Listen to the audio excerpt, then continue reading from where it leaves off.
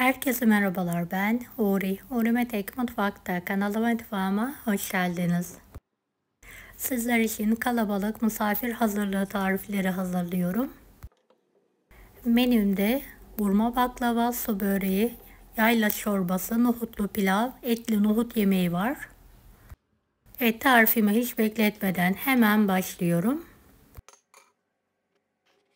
Buzluktan çıkardığım burma baklavamın buzunu çözdürdüm ve streç filmden ayırıyorum.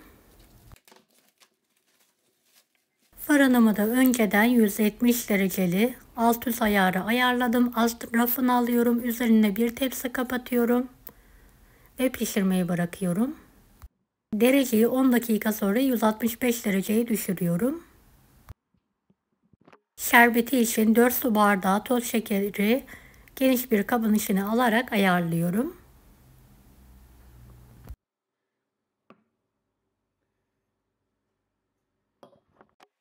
4,5 su bardağı içme suyunu da uygun bir tencereye alıyorum.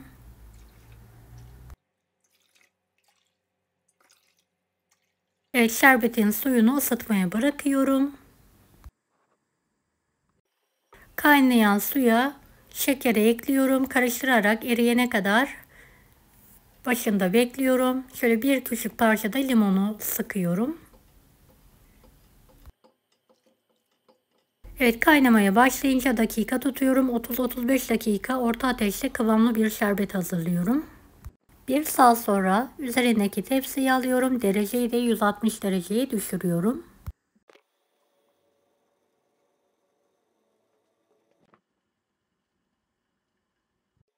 Evet, şerbetimi kontrol ediyorum.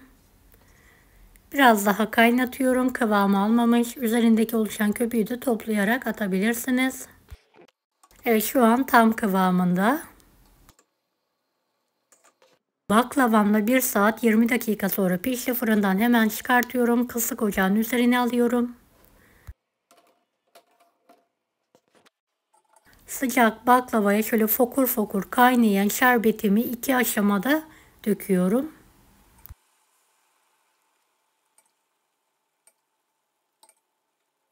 İlk aşamayı ocak üzerinde verelim. 1-2 dakika ocak üzerinde tutalım. Evet, 5 dakika sonra da kalan şerbetimi gezdiriyorum.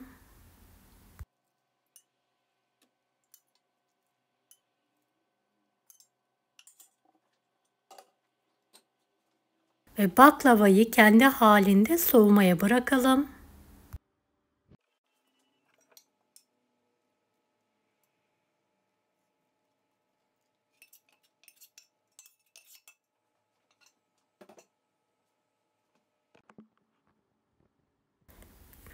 Ben ertesi sabah dilimleyerek ikrama hazırladım.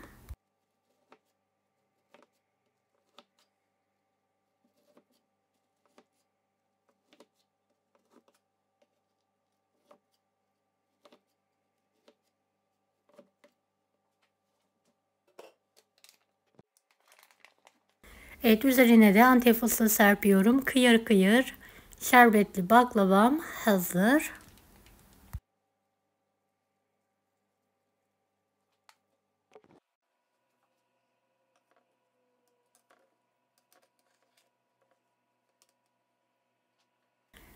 Şöyle sizlere yakından göstermek istiyorum. Her yiyen bayıldı, hazır zannetti. Mutlaka bu tarifimi deneyin. Açıklama linkinden baklavamın hamuruna da ulaşabilirsiniz. Evet, buzluktan bir paket yaprak sarması çıkardım. Yıkadım buzunu çözdürebilmek için. Şöyle geniş bir tencerenin içine alıyorum. Yaprak sarmalarını fazla zedelemeden tencereye alalım.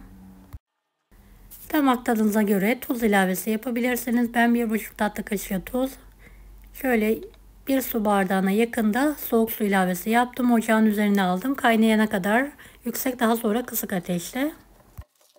Evet, pazı sarmamı da buzluktan çıkardım.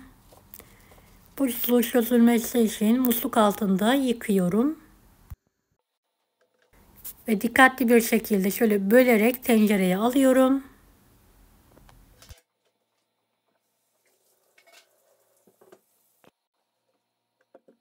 Evet, sarmalara zarar vermeden şöyle gelişi güzel yerleştirelim. 1,5 tatlı kaşığı kadar tuz. Soğuk su ilavesi yapalım. Kaynayana kadar yüksek, daha sonra kısık ateşte suyu bitene kadar pişirelim. Nohut yemeği için 2 adet kuru soğanı yemeklik olacak şekilde doğruyorum.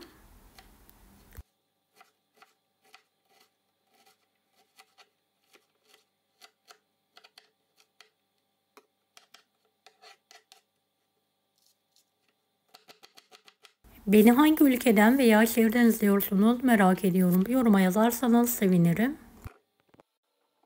Evet, kuru soğanları uygun bir tencereye alıyorum. Üzerine biraz sıvı yağ alıyorum. Kokusu çıkana kadar kavurmaya bırakıyorum. Evet, buzluktan çıkardığım su böreğim var. Poşetinden çıkartarak tepsiye alıyorum. Buzlu çözüldükten sonra 170 dereceli fanlı fırında ısıtalım. Soğanları kokusu çıkana kadar kavuralım.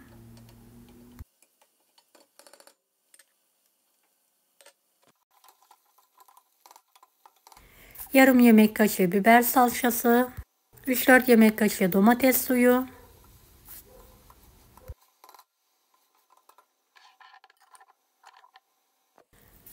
kavrulduktan sonra şöyle bir tabak dolusu kuşbaşı et ekliyorum. Üzerini geçecek kadar su ekleyerek bekliyorum. Buzluktan çıkardığım buzlu haşlanmış nohutu da ekliyorum. 1,5 tatlı kaşığı tuz karıştırıyorum.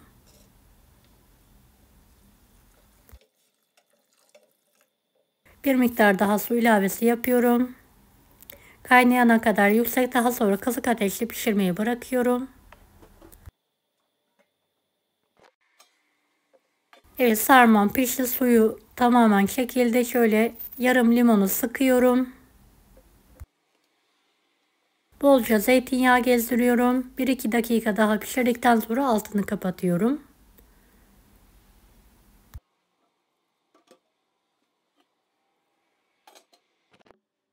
Evet, dinlendirdim. Yaprak sarmam da hazır. Sizlere şöyle yakından göstermek istiyorum.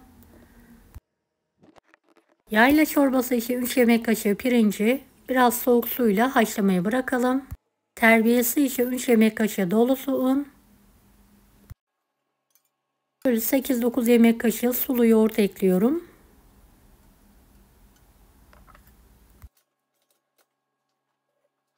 Yeteri kadar su ilavesi yaparak pürüzsüz bir terbiye hazırlıyorum.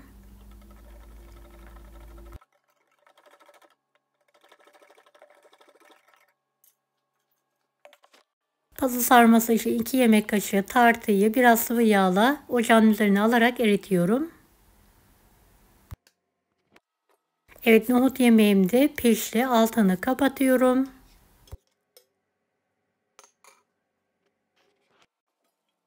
Suyu tamamen bittikten sonra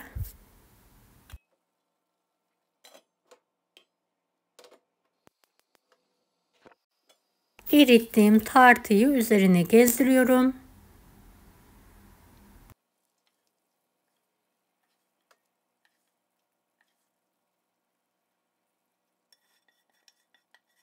Kapağını da kapatarak 1-2 dakika daha birlikte pişirmeye bırakıyorum. Evet, yayla çorbası için pirincimi kontrol ediyorum, yumuşamış.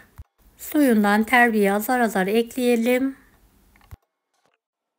Süzerek terbiyeyi tencereye alalım. Evet, bir miktar daha su ilavesi yapıyorum. Karıştırarak kıvam alana kadar pişiriyorum. Evet, pazı sarmam da hazır. Evet, çorbamı şöyle karıştırarak kıvam alana kadar pişiriyorum. Bir kase kadar haşlanmış nohut ekliyorum. 2 tatlı kaşığı tuz ilavesi yapıyorum.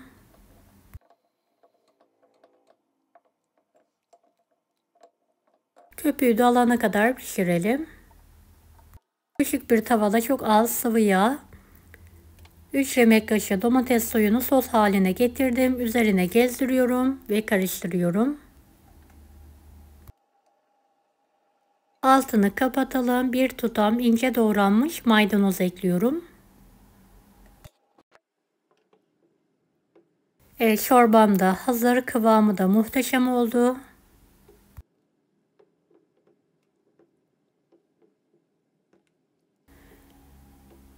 Evet, diğer tarifim için hemen pilavımı hazırlıyorum. 2 yemek kaşığı tereyağı, biraz sıvı yağını eritelim. 2 su bardağını 10 dakika önce de suda beklettim. Yıkadım, suyunu süzdüm. Tencereye alıyorum. 2 tatlı kaşığı tuz ilavesi yapalım. Pirincimizi topak olana kadar kavuralım.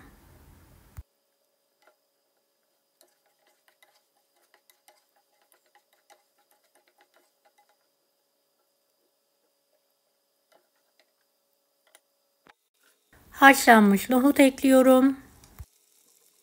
4 su bardağından biraz eksik olacak şekilde kaynar sıcak su ilavesi yapıyorum.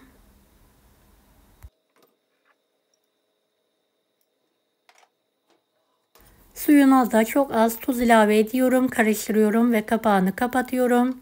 Şöyle 2-3 dakika fokur fokur kaynatalım. Daha sonra kısık ateşte suyu bitene kadar pişirmeye bırakalım. Tamamen suyu çekti, altını kapatarak demlenmeye bırakıyorum.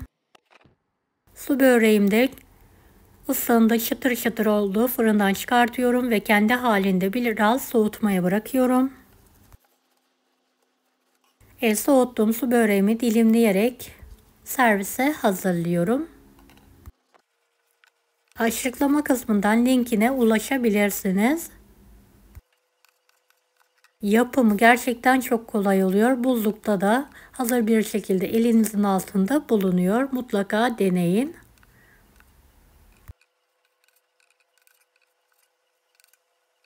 Evet, en son demlenmiş olan pilavımı da dikkatli bir şekilde karıştırıyorum.